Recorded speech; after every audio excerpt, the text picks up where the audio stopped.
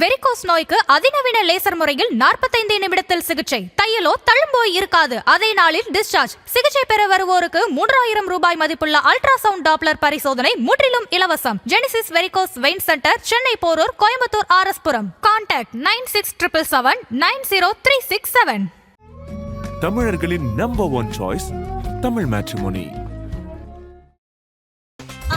No compromise. உங்க சைடுலயும் எங்க சைடுலயும். It's a GT promise. GT Holidays, South India's #1 travel brand. 2026 தேர்தல்களம் எப்படி இருக்கு? திமுகவுக்கு சாதகமா இருக்கா, எப்படி இருக்கு? வெற்றி பெறுறது திமுக தான். எப்படி சொல்றீங்க? உறுதியாக சொல்கிறேன். இளைஞர் தலைவர் பொறுத்தலாம் சொல்கிறேன். நானும் கிளர்ச்சியாளராக இருக்கேன். வெற்றி பெறும் திமுக மட்டும்தான் வெற்றி பெறும். சரிங்களா? இதுதான் உண்மை. 2 ட்ரிப்பு 2 இதில் இளைஞர்களை பண்ணிக்காப்பில் அவர் 2 மாநாட்டிலையுமே கூட்டங்கள் மக்கள் எதிர்பார்க்கும். மக்கள் கன்ஃபார்மாக இது செய்வாங்கன்னு எங்களுக்கு ஒரு நம்பிக்கை இருக்குது. வெற்றி பெறும் திமுக ஆட்சி தான். ஆமாம், தளபதி ஸ்டாலின் தான் வருவாப்புல. இதுதான் உண்மை. எதிரிகள் உங்களுக்கு நிறைய பேர் இருக்காங்களே, அது எதிரி சந்திக்க நாங்கள் இருக்கோமே. எங்கள் தலைவர் இருக்காரா, பார்த்துருவார். அவர் சந்திக்க தான் நாங்கள் இருக்கோமே, சந்திக்கிறாங்க. புதுசாக ஒருத்தர் வந்திருக்காரு, அவர் திமுக தான் எங்களுடைய ஒரே எதிரி, அவர் திமுக தீய சக்தி அப்படிங்கிறாரு.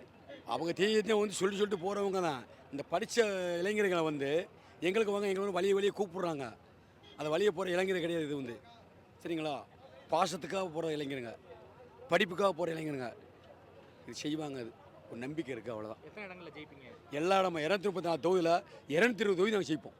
இவ்வளோ கான்ஃபிடென்ட்டாக சொல்கிறீங்க? உறுதியாக சொல்கிறேன், அடிச்சு சொல்கிறேன். எனக்கு ராஜபாளையம் மாவட்டம், சரிங்களா, ராஜமந்தாளவா இளைஞர் கிளர்ச்சியாளராக இருக்கேன். உறுதியாக சொல்கிறேன், 220 தொகுதி நாங்கள் வின் பண்ணுவோம். களம் எப்படி இருக்குண்ணே தமிழ்நாட்டை பொறுத்த வரைக்கும்? திமுகவுக்கு 234 தொகுதி தான், வேறு மாற்று கருத்தே கிடையாது. 234க்கு 234. களத்தை பொறுத்த வரைக்கும் திமுகவுக்கு எதிரிகள் பலரும் இருக்காங்களே. அவங்க மாட்டுக்கு இருக்காங்க, எப்போ போல பார்த்துக்கிட்டே இருக்க வேண்டியதான். நீங்கள் யாரை எதிரியாக நினைக்கிறீங்க? நாங்கள் எதிரியை யாரையுமே நினைக்கல, எங்களை தான் எல்லாருமே எதிரியாக நினைக்கிறாங்க. இப்போ புதுசாக ஒருத்தர் வந்திருக்காரு, அவர் திமுக மிக கடுமையாக தாக்குறாரு, ரியாக்டே பண்ணாமல் அமைதியாக இருக்கீங்களே, ஏன்? அவர் பாட்டுக்கு பேசிகிட்டே போய்கிட்டு இருக்கட்டும். அவ்வளோதான் நம்மளுடைய இது. அவங்க பாட்டுக்கு எவ்வளோ தூரம் பேசினாலும் பேசிட்டு போட்டோம். நம்ம 234க்கு 234 தான். அவரெல்லாம் நீங்கள் அரசியல் எதிரியாக நீங்கள் பார்க்கல. அவர் ஒரு நடிகர் தான், அரசியல் எதிரெலாம் கிடையாது. சிஎம் பேசியிருக்காங்க, டெப்டி சிஎம் பேசியிருக்காங்க, 2 மாதமும் இளைஞர் நீ களத்தில் இருக்கணும்னு சொல்லியிருக்காங்க. நீங்கள் களத்துக்கு போய் தான் நீங்கள் வெற்றியை பெற்று கொண்டு வரணும்னு இருக்காங்க. கிட்டத்தட்ட 200 தொகுதிகளுக்கு மேலே ஜெயிப்போம்னு சொல்கிறாங்க. எப்படி சாத்தியம்? சிஎம் பேசுனதை எப்படி பார்க்குறீங்க? எங்கள் தொகுதியில் 234 பாகம் இருக்குது. பாகத்துக்கு ஒன்று எங்கள் பாகத்தில் 2 பூத் இருக்குது.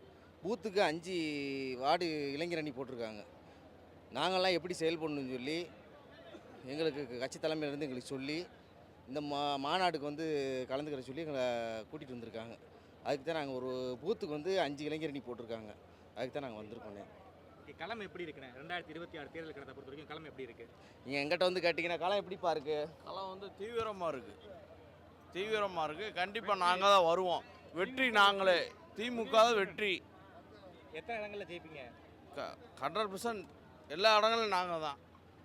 234 தொகுதியிலையும் திமுக கழகம் வெற்றி பெறுங்கிறத நாங்கள் தெரிவிச்சுக்கிறோம். இளைஞர் படையை நீங்களே பார்த்துருக்கீங்க. உங்களுக்கு எதிரிகள் பலமாகவும் இருக்காங்க, நிறைய பேரும் இருக்காங்களே. ஒரு 4 முனை போட்டி. எதிரியே எங்களுக்கு கிடையாதுங்க. இளைஞர் படையை பார்த்தீங்களா, எவ்வளவோ இளைஞர் படை இருக்குன்னு சொல்கிறாங்க. இளைஞர் படையெல்லாம் கிடையாது. இங்கே பார்த்துருக்கீங்களா எவ்வளோ இளைஞர் படை இங்கே கூடி இருக்குன்னு சொல்லி. தென்மண்டலம் மட்டும்தான் இந்த இளைஞர் படை. இன்னும் தமிழ்நாடு ஃபுல்லாக நாங்கள் கூட்டினோம்னா தமிழ்நாடே ஸ்தம்பிச்சு போகும். அவ்வளோ இளைஞர் படை எங்கிட்ட இருக்காங்க. நாங்கள் மக்களுக்கு நல்லது செய்யணும், அந்த நோக்கத்துக்காண்டி மட்டும்தான் திராவிட கழகம் என்றைக்கு செயல்படும் அப்படிங்கிறத தெரிவிச்சு. புதுசாக வந்தவங்களாம் உங்களை தான் அரசியல் எதிரிங்கிறாங்களே, அதை பற்றி நீங்கள் என்ன நினைக்கிறீங்க? ஏன்னா அவங்கள ஒரு ஆளாகவே கருத மாட்டோம்னு சொல்லி, யாரையும் எதிரியாக கருத மாட்டோம்னு சொல்லி எங்கள் தலைவரே சொல்லிட்டாரு. எதிரியே நாங்கள் நினைக்கவே மாட்டோம். எங்கள் வேலையை நாங்கள் செஞ்சுக்கிட்டே இருப்போம். எங்கள் கட்சி யார் வேணால் எதிரியாக நினச்சிட்டு போகலாம். நாங்கள் யாரும் எதிரியாக நினைக்கல. எதிரியே கிடையாது. எங்களுக்கு எதிரியே கிடையாது. நாங்கள் வலுவாக இருக்கோம். 205 தொகுதியில் சுயராக வரும். 234 205 சுயராக வருவோம். டிஎம்கே. எப்படி கான்ஃபிடென்ட்டாக சொல்கிறீங்க? கான்ஃபிடென்ட்னா நீங்கள் பார்த்துருப்பீங்களா, இப்போ மக்களை பார்த்துருப்பீங்களா, ஒவ்வொரு திட்டத்திலையும் பாருங்கள் என்னென்ன திட்டம் செஞ்சுருக்காருன்னு. இப்போ புதுசாக வந்தவங்களாம் ஒவ்வொன்றா செஞ்சிட முடியுமா? இந்த மத்திய அரசு என்னென்ன செஞ்சுருக்கு, மக்கள் எவ்வளோ புறக்கணிக்குது, விலைவாசி எவ்வளோ ஏறி இருக்குது. இந்த தமிழ்நாட்டுக்கும் மத்திய கவர்மெண்ட் தான் அப்புறம் கொண்டு வந்துட்டுருக்கு. ஏதாவது செய்தா? தமிழ்நாட்டுக்கு ஏதாவது செய்தா? எந்த தொகுதி எதுவுமே செய்யலை. பாருங்கள், நீங்களாம் பாருங்கள். இந்த இளைஞர் படையை பார்த்தாலே உங்களுக்கு தெரியும். சில பேர் நாங்கள் படை பூரா எங்கிட்ட இருக்குன்னு அந்த ஒட்டுமொத்த கூட்டத்தையும் காட்டுறத விட இளைஞர் இல்லைன்னு டிஎம்கேல காட்டினாங்களே. இப்போ ஒரு 10 மாவட்டத்தில் மட்டும் எத்தனை இளைஞர் தனி இளைஞர் மட்டும் கொண்டு வந்து வச்சுருக்கு. யாரும் கூட்டாமல் எத்தனை பேர் வந்திருக்கான்னு பார்த்துக்குங்க. உள்ளே இடம் டேச்சிங் ஹாலில் வெளியே எத்தனை பேர் இருந்தாங்க, இன்னும் எத்தனை பேர் வந்துட்டு இருக்காங்க. நான் சேரவும் இல்லை. நாங்கள் உள்ளே போகிறதுக்கே இடம் இல்லை. அவ்வளவு கூட்டத்துலேயும் வந்து எங்கள் தளபதியும் எங்கள் இளந்தலைவரையும் பார்க்குறதுக்காண்டி அவ்வளோ தூரத்துலேருந்து நாங்கள்லாம் இங்கே வந்திருக்கோம். நாங்கள் வார்டு அளவில் இருந்து செயல்பட்டுக்கிட்டு இருக்கோம். வார்டுக்கு 5 பேர் போட்டிருக்காங்க. சின்ன சின்ன இதில் இருந்து மக்களை போய் நேரடியாக சந்திக்கிறதுல இருந்தும் எல்லா விஷயத்துலையும் நாங்கள் வந்து மக்களை நேரடியாக போய் சந்திக்கிறதுனால நாங்கள் தான் வெற்றி பெறுவோன்னு தெரிவிச்சுக்கிறோம். எதிரிகள்லாம் களத்திலே இல்லையா? வாய்ப்பே கிடையாது. எதுவுமே கிடையாது. ஏன்னா அவங்க வெளியே வந்தால் தானே எங்களுக்கு எதிராக போராட முடியும். எல்லா விஷயத்துலையும் மக்களுக்கு நீட்டு ஒரு ஒன்றிய அரசில் எதிர்த்து போராடுற வரையும் எல்லா விஷயத்துலையும் திமுக ஆட்சி தான் தொடர்ந்து மத்திய அரசை எதிர்த்து போராடிக்கிட்டு இருக்கு. அப்படிங்கிற பட்சத்தில் நாங்கள் மட்டும்தான் ஜெயிக்கிறதுக்கு வாய்ப்பு இருக்குன்னு முழுமையாக நான் தெரிஞ்சுக்கிறேன். தேர்தல் காலத்தை பொறுத்தளவுக்கு வந்து டிஎம்கே சான்ஸ் சார் அமையும் சார், டெஃபினெட்லி. ஏன்னா நம்ம கழக தலைவரும் இளம் தலைவரும் முக ஸ்டாலின் வரும், அவரோட வழிகாட்டுதலும் ரொம்ப சிறப்பாக இருக்குது. அடுத்த டெஃபினெட்லாக திமுக சான்ஸ் அமையும் டெஃபினெட்லி. உங்களுக்கு எதிரிகள் நிறைய பேர் இருக்காங்க சார். எதிரியோட நண்பர் தான் அதிகம். எதிரி யாரும் நினைக்கிற கிடையாது. நம்ம வந்து நம்ம ஆட்டு செயல்பட்டே இருக்க வேண்டியதே. அவங்கெல்லாம் தூசி பொடியாக்கிட்டு ஆட்டோமேட்டிக்காக டிஎம்கே ஆச்சு அது அமையும். எத்தனை இடங்களில் ஜெயிப்பீங்க? டார்கெட் கொடுத்த மாதிரி 200க்கு 234க்கு 205 தொகுதி டெஃபினெட்லாக வந்து டிஎம்கே ஆச்சு அமையும். களம் வந்து வெற்றி களமாக தானே இருக்குது. இப்போ சிஎம் பேசுனதுலேருந்து நீங்களே பார்த்துருப்பீங்க. எதிர்த்து போட்டி இருக்கிற தப்பாசி இருக்கிற கூட ஆள் இல்லைண்ணே. டிஎம்கே எதிர்த்து ஜெயிக்கிற கூட ஆள் இல்லை. விஜய் சொல்லுவார், அவங்க சொல்லுவாங்க. தலைவர் பார்த்தீங்களா, விஜயை பற்றி பேசியிருக்க மாட்டார். ஏன்னா அது ஒரு கட்சியாக எடுத்துக்கல தலைவர். அவங்க தான் டிஎம்கேம்பாங்க. நாங்கள் டிவிக்கே பற்றி பேசுகிறதே கிடையாது. ஏன்னா அவங்க தேவை, அவங்க ஒரு கட்சியே கிடையாதுண்ணே. அது மாதிரி தான். அதனால தான் என்டிகேக்குன்னா அவங்க இந்திய அளவில் இருக்காங்க. அவங்கள எப்படியாச்சும் இந்தியாவிலையும் ஜெயிக்க பார்க்குறது. இப்போ தலைவர் நோக்கம் வந்து தமிழ்நாடு கிடையாது. தலைவர் நோக்கம் வந்து இந்தியா. அதை தான் தலைவர் அடுத்து நோக்கம் பண்ணி போய்கிட்டு இருக்காருண்ணே. அதை பற்றி தெளிவாக பேசினாண்ணே தலைவர். களம் எப்படி இருக்குண்ணே? உங்களுக்கு சாதகமாக இருக்கா? களம் வந்து 234க்கு 210 கண்டிப்பாக ஜெயிப்போம்ண்ணே. இன்னும் 20 கூட்டணி வைக்கிற பொறுத்துண்ணே. இன்னும் கூட்டணிலாம் அறிவிக்கல கண்டிப்பாக. அதெல்லாம் யாரை பொறுத்து அறிவிக்கிறாங்களோ அவங்க வந்து கண்டிப்பாக அதை பொறுத்து கண்டிப்பாக 210க்கு மேலே வர வாய்ப்பு இருக்குண்ணே. திமுக எதிரிகள் பல பேர் இருக்காங்களே, ஒரு 4 கிட்டத்தட்ட 3 பேர் இருக்காங்களே. ஆமாண்ணே. அதை எப்படி பார்க்குறீங்க? இப்போ ஒரு பக்கம் பாஜக இருக்காங்க, அதிமுக இருக்காங்க. அதானே, பாஜக அதிமுகலாம் ஒரே கூட்டணியில் தானே இருக்காங்க, இந்திய கூட்டணியில் தானே இருக்காங்க. இப்போ விஜயெல்லாம் நாங்கள் அதான் சொல்கிறோம்ல, விஜய் ஒரு எதிரியாக பார்க்கல யாருமே. அவர் சும்மா பேசுவார். அரசியல்னா அவருக்கு அவர் வந்து ஒரு பெரிய ஆள். அவர் நம்ம தப்பாக சொல்லக்கூடாது. அவர் சினிமாவிலேருந்து அரசியலுக்கு வந்திருக்காரு. அதனால் அவர் சினிமா எதுவும் இருக்குது, அரசியல் எதுவும் கிடையாது. எனக்கு தெரிஞ்சு 2026 விஜய் எந்த தாக்கமும் இருக்காது அரசியலில். என்டிஏ கூட்டணி அவங்க கூட்டணி எப்படி எங்கள் கூட்டணி எப்படி பார்த்தேன் 200 210 தெரியும்ண்ணே. களம் கண்டிப்பாக சாதனை எங்களுக்கு தானே. தென்மண்டல இளைஞர் அணியினுடைய நிர்வாகிகள் சந்திப்பு மாநாடு. அதாவது இது மாநாடுன்னு சொல்லி நம்ம இங்கே கூட்டல, சந்திப்பு நிகழ்வுன்னு சொல்லி உதயம் நான் கூட்டினாங்க. ஆனால் இந்த நிகழ்வானது தமிழக முதல்வர் தங்க தளபதியார், தமிழகத்தினுடைய நிரந்தர முதலமைச்சர், அதாவது என்டிஏ கூட்டணின்னு சொல்லி இப்போ வச்சுருக்காங்கல்ல, அதெல்லாம் இப்போ வந்தது. இதுக்கு முன்னாடியே பாஜக வந்து தமிழகத்தில் அது கால் ஊன்றதுக்கு இந்த அதிமுகங்கிற அடிமை கட்சி தேவைப்படுது அவருக்கு. அதே மாதிரி இந்த அடிமை அதிமுகவுக்கு அவங்களோட அன்னை உதயம் நான் சொன்னது போல் அவங்களோட அந்த கேஸுகள் மற்ற பிரச்சனைகள்லேருந்து காப்பாற்றுறதுக்கு பாஜகங்கிற சென்ட்ரல் கவர்மெண்ட்டோட அதாவது சென்ட்ரல் கவர்மெண்ட் ஆளுகிற பாரதிய ஜனதா கட்சியோட துணை தேவைப்படுது. இவங்க 2 பேருமே அவங்களுக்கு நேரடி எதிரியாக இருக்கக்கூடிய திராவிட முன்னேற்ற கழகத்தோட மோதுறாங்க.